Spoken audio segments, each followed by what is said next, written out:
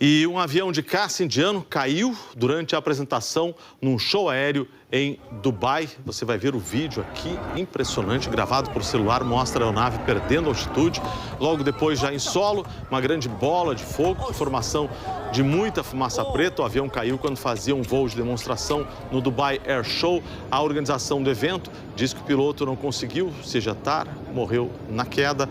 A aeronave era um Tejas, fabricado na Índia e usado pela Força Aérea Indiana. A investigação para descobrir a causa do acidente já começou.